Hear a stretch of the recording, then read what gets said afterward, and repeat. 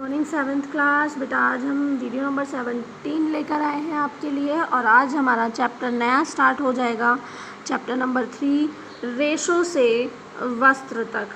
यानी कि इस चैप्टर में आपको क्या बताया जाएगा, इस चैप्टर में आपको बताया जाएगा कि धागे कैसे बनते हैं और धागों से बाद में आपको वस्त्र कैसे बनते हैं, अलग अलग तरीके के जो धागे होते हैं वो किस तरीके से बनते हैं, कैसे जो है ऊन हो गया, ठीक है, सूती कपड़ा हो गया, तो ये किस तरीके से बनाए जाते हैं वो आप सबको यहाँ पर इस चैप्टर के अंदर पढ़ने को मिलेगा।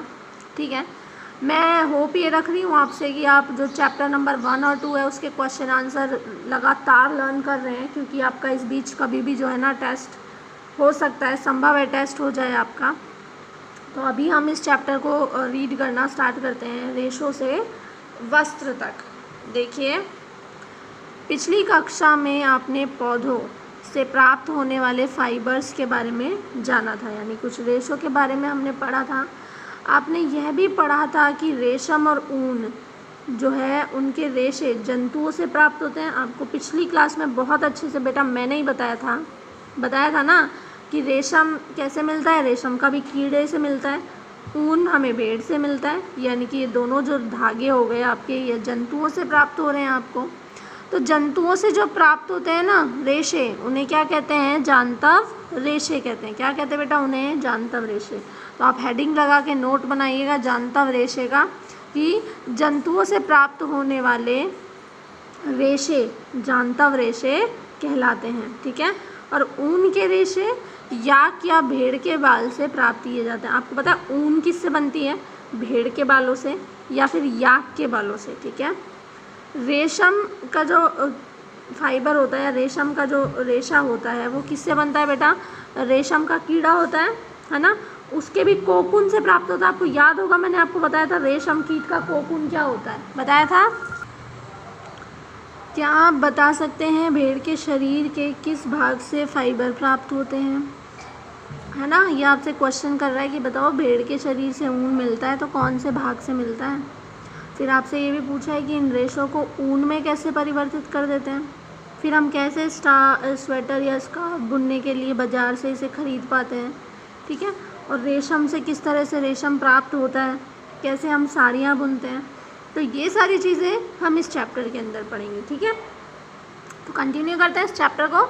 मेन जो चैप्टर आपका स्टार्ट है यहाँ से है कि जांतव रेशे, और जांतव रेशों में हम क्या पढ़ेंगे, ऊन और रेशम। देखिए बेटा, बात ऐसी है कि मैंने ही आपको 6th क्लास में ये सब पढ़ाया, तो आपको बहुत अच्छे से ये याद भी होना चाहिए। तो रेशम आप जैसे ही मैं बोलूँगी तो आपको पुराना रिकॉल हो जाना चाहिए तुरंत कि हम किस तरह से हमने रेशम के बारे में पढ़ा था, क्या पढ़ा था रेशम के बारे में, पूरा का पूरा हमें वापस याद आ जाना चाहिए। ठीक है ना, चलिए देखते हैं। सबसे पहले ऊन के बारे में पढ़ लेते हैं।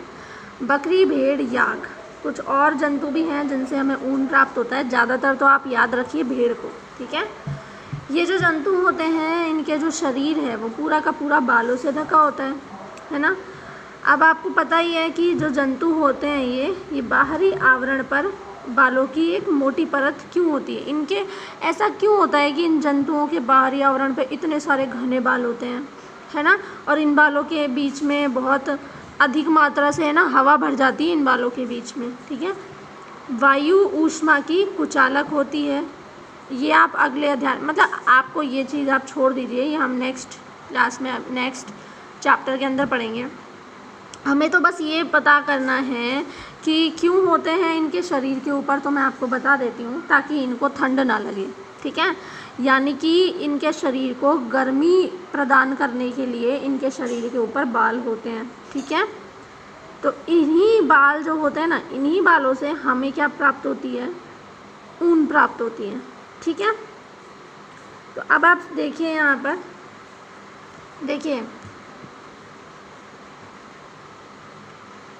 आप यहाँ पर एक क्रिया विधि है, उसे अगर आप देखना चाहें तो देखिए, यहाँ से आप देखिए भेड़ जो होती हैं उनकी त्वचा रोएदार होती है। 2 प्रकार के उनके ऊपर रेशे होते हैं। ठीक है, एक तो होते हैं त्वचा के निकट, ठीक है, तंतु रूपी मुलायम बाल, और एक होते हैं रूखे बाल। ठीक है, अब हमें क्या चाहिए, तंतु रूपी बाल चाहिए, क्या बनाने के लिए, ऊन बनाने के लिए। भेड़ की कुछ नस्लों में केवल तंतु रूपी मुलायम बाल ही पाए जाते। कुछ ऐसे भेड़ होती हैं जिनमें दूसरे तरह के बाल पाए नहीं जाते, रूखे वाले, सिर्फ अच्छे मुलायम बाल ही पाए जाते हैं, ठीक है। और इन्हीं में है ना, इन्हीं के लिए ये जो भेड़ें होती हैं ना जिनमें सिर्फ अच्छे मुलायम बाल पाए जाते हैं, उन्हीं भेड़ों को जन्म देने के लिए चयनित किया जाता है ताकि इन्हीं की वंश वृद्धि हो, ठीक है। ऐसी ऐसी नई नई भेड़ें बनती जाएं, इसलिए सिर्फ इन्हीं भेड़ों को जन्म देने के लिए चयनित किया जाता है, ठीक है। तो अब आप इसमें देखिए कि तंतुरूपी मुलायम बालों जैसे विशेष गुणयुक्त भेड़ें उत्पन्न करने के लिए क्या करते हैं हम, वर्णात्मक प्रजनन करते हैं बेटा। लेबोरेटरीज़ के अंदर बहुत सारे भेड़ बनाने के लिए जो है ना वर्णात्मक प्रजनन किया जाता है, ताकि बहुत सारी भेड़ होती हैं उनको जब दूसरी भेड़ को जन्म देना है तो वो अच्छी मुलायम बालों वाली भेड़ ही जन्म पाए, ठीक है। अब आप देखिए यहाँ पर ऊन प्रदान करने वाले जंतु और कौन कौन से हो सकते हैं, सिर्फ भेड़ ही नहीं है, ठीक है।